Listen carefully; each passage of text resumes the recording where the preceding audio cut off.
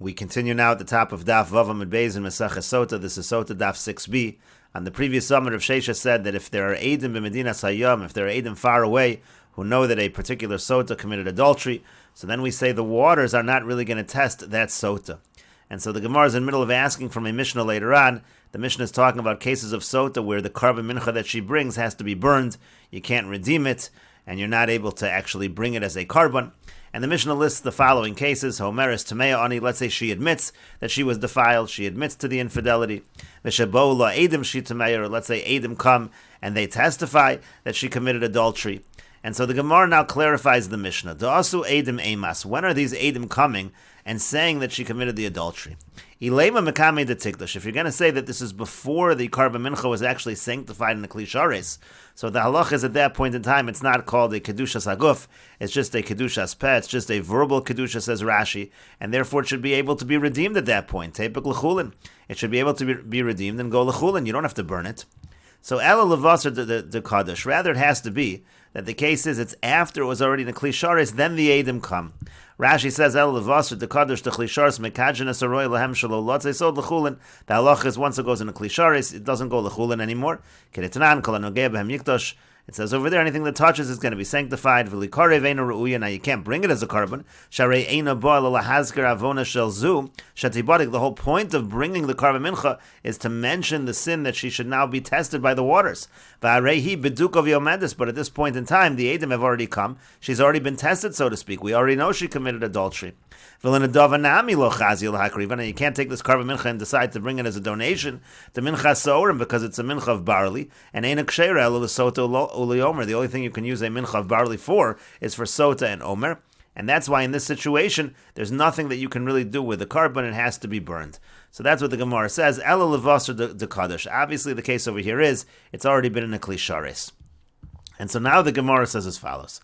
If you say correctly that right now the waters are able to test her, in other words, the fact that there are Eidim far away does not prevent the waters from testing her. So then Alma Bas Mekadesh Mekariv. So then we would say that at that point in time she is somebody who is fit to sanctify a Karban on her behalf and bring that Karban.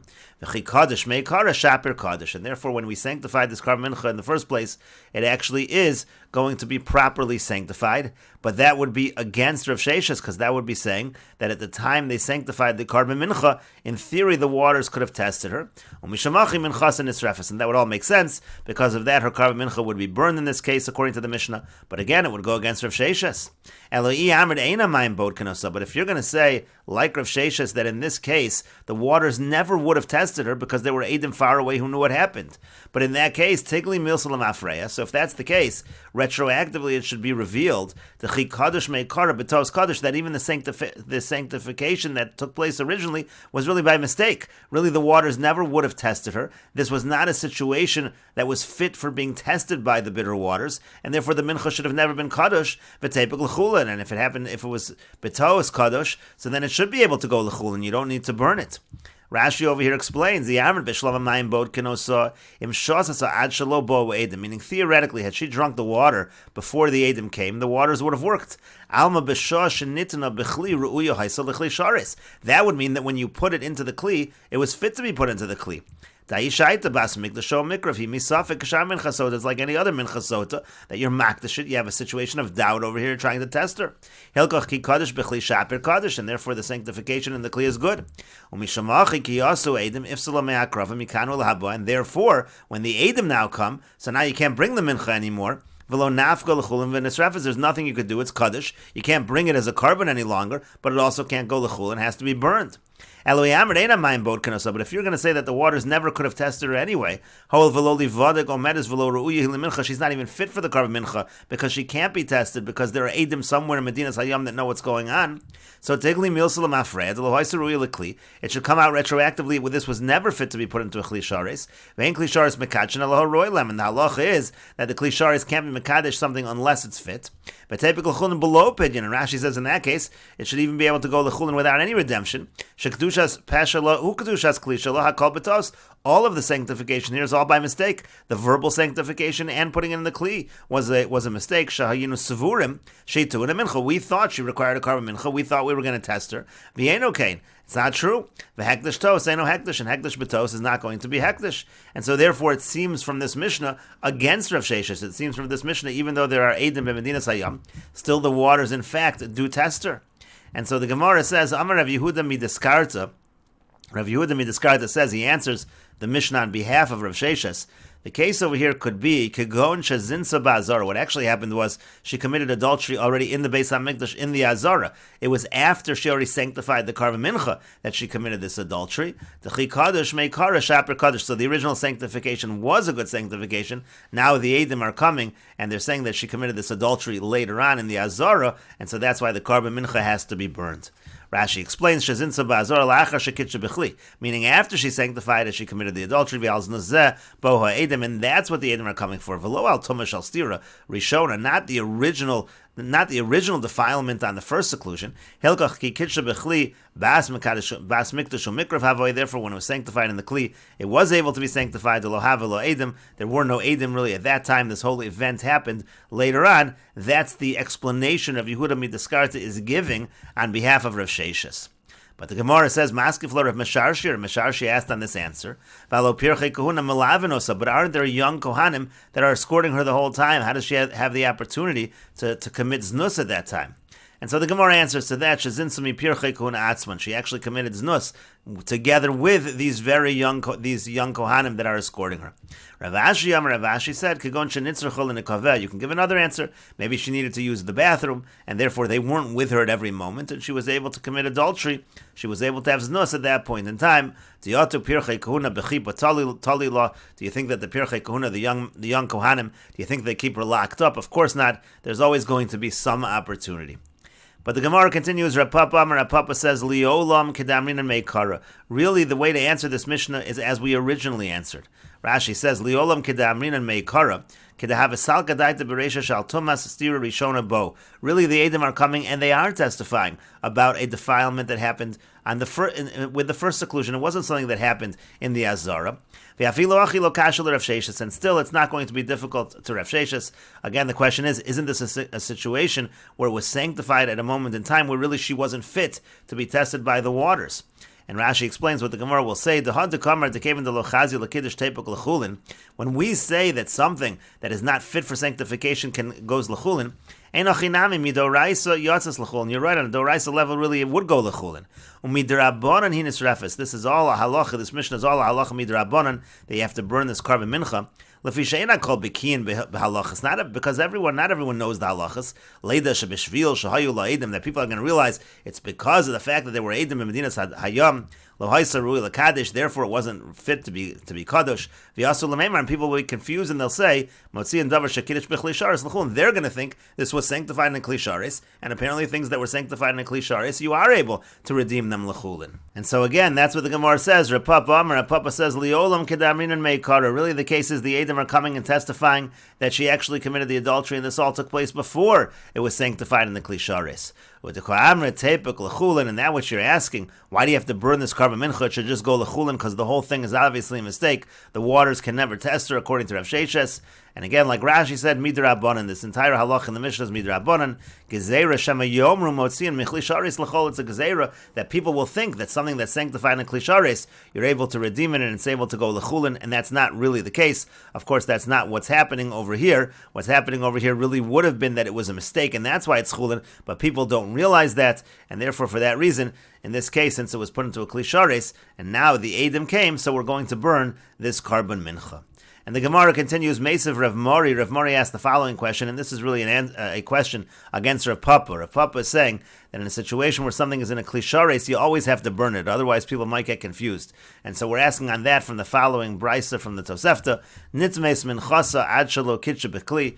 It says, let's say you have a case where her mincha becomes tameh before it was sanctified in a vessel. So the halacha is, what do you do with it? Tarehi kechala minachas. It's like any other carbon mincha in that situation. V'tiften, it can be redeemed. Like we said, since it wasn't in a kli sharis, it can be redeemed. Mishagitcha b'kli. Now let's say it became tameh after it was sanctified in a vessel, it's like all other carbon minchas and it's burned.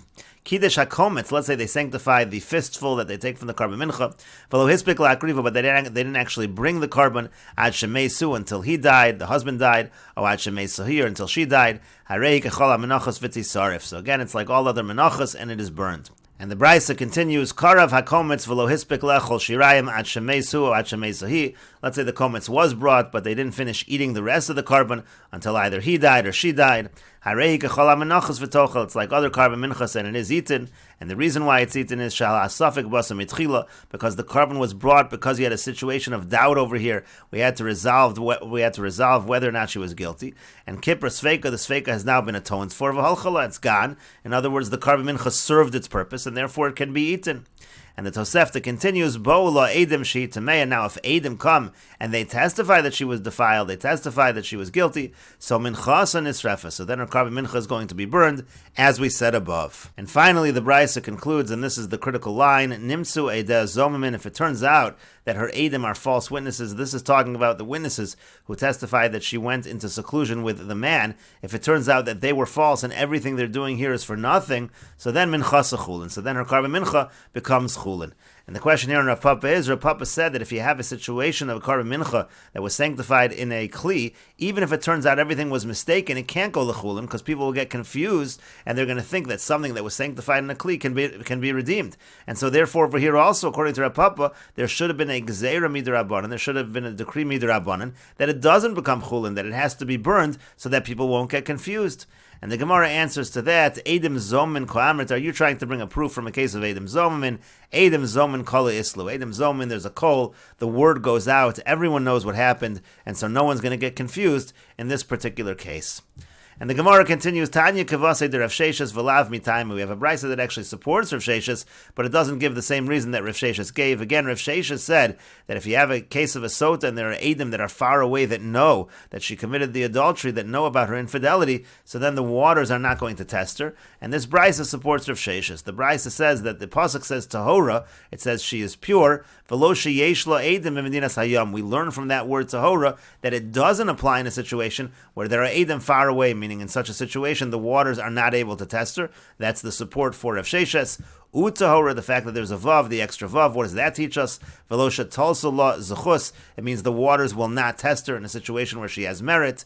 And then he, what does it mean he? Velosha yisu v'yitanu bamuzaras bilavana, that means it can't be a situation, the waters will not work in a situation where the weavers, meaning the women, are talking all about her and by the moonlight, meaning if everyone knows, if it's public knowledge about this infidelity, so then the waters are not going to test her. And again, this brisa supports Rav Sheshes. But the Gemara continues with Rabbi Shimon. What about according to the Shita of Rabbi Shimon? Rabbi Shimon was quoted on the previous Amud as saying that we cannot say that the waters don't test her in a situation where she has merit, because then people will say that the waters are not really reliable. They're going to say, let's say, innocent women of the past, maybe they're really guilty, maybe they just had merits. And so therefore Rabbi Shimon said that the waters always are effective in all situations. But what's Rabbi Shimon going to do with this brisa? This brisa is learning out from Psukim various situations where the waters are not effective. And Nihi devav lo darish. Granted, we can say that Rabbi Shimon doesn't darshan the vav. So the vav of utahora, in terms of merit, we darshan from the extra vav, that if she has a merit, it can stop the waters from testing her. So Rabbi Shimon doesn't agree with that because he doesn't darshan a vav. V'ha'ika, but what about? And Rashi explains, Kivasi de Rav Sheshes, we have a brisa like Rav Sheshes, De'ein hamayim bodkin sotah sheyesh lo edim, that the waters are not able to test a sotah if there are witnesses. V'lo mitayim, but this brisa does not bring the same source that Rav Sheshes brought, the ve'edein ba. Again, Rav Sheshes brought the pasuk of ve'edein ba, that it only tests her when there are no witnesses. De'ulav l'safek sotah midrash, because that's not really used for a case of a suffix sotah. Ela l'sotah vadoyis be'ed echad. Actually, that pasuk is talking about a woman who's certainly a sotah and there's one aid. Ela mikra achrina nafka. But rather, this brisa learns from different psukim, but the same halacha of Rav Sheshes. Where does this brisa learn it from? From the word tahora. It says the word tahora. Vim lo nitma ha'isha utahora hi v'niksa v'nizra zara. It says, let's say she was not defiled. V'havalei l'michta vim lo nitma v'niksa. It doesn't have to say the word tahora. tahora that's extra. Utahora hi l'drasha, and so the word tahora is a drasha lemedrash hachi. We darshan as follows: Tahora nizra zera v'lo shenitzolos min hamayim mimnei shahayu edem b'tumasa. If she actually is pure, so then she'll be able to have children. She'll be blessed. But it's not in a situation where she was, let's say, saved from the waters for another reason. For example, she was saved from the waters testing her because there were edem that knew about the fact that she was defiled. In that case, we're not going to say nizra zera. So again, that was the support for Meseches. And then we darshan from the vav, utahora vav yaseir. What's the extra vav for? Lemute shatal salazuchus. That would be, let's say, she had a merit and that protected her. Devaha also, that in that case also lo amar krav nizra zera. There, we're also not going to say that she'll be blessed with these children. And he, it also says in the pasuk the word he, v'lo hanitzolos min hamayim al yedei shahaya kilkula mefursam lakol. And again, not talking about a case where she was saved from the waters because everybody knew about what happened. Shekvar hayu nosos v'nosnos bola l'daber. But everyone was speaking about it. It's public knowledge. Muzaras Balavana, the weavers by the moonlight. Nashim Tavas Balavana refers to the women who spin the threads by the moonlight. And then Uparchinan for Rabbi Shimon. Then the Gemara asked, well, if from this brisa, it's difficult for Rabbi Shimon. To Amar Ein Zuchus Tola, because Rabbi Shimon said that merit is not able to protect her, because we have to stay true to the integrity of the waters that they always work. So Nihid the Vav Lo Darish. Granted that Rabbi Shimon doesn't darshan the Vav. So if he doesn't darshan the Vav, so we understand that the Zuchus doesn't protect her from the waters testing her. But Miu Yesh La Eidim, but what about the brisa talking about the case where there are Eidim in Medinas Hayam, where the waters don't test her? Nafka Mikra, that's learned from a pasuk. Kasha, that's difficult. Da'atab motzi shemra al hatoros v'yomru edim hayu lehem. Because again, according to Reb Shimon, you should have the same problem. It's now going to be motzi shemra on earlier women who came out of who were tested by the waters and they seemed to be innocent. But now people will say no, they're not really innocent. The reason why the waters didn't test them is because there are edim far away. And we will continue with this discussion in the next video on Daf Zayin Amud Aleph.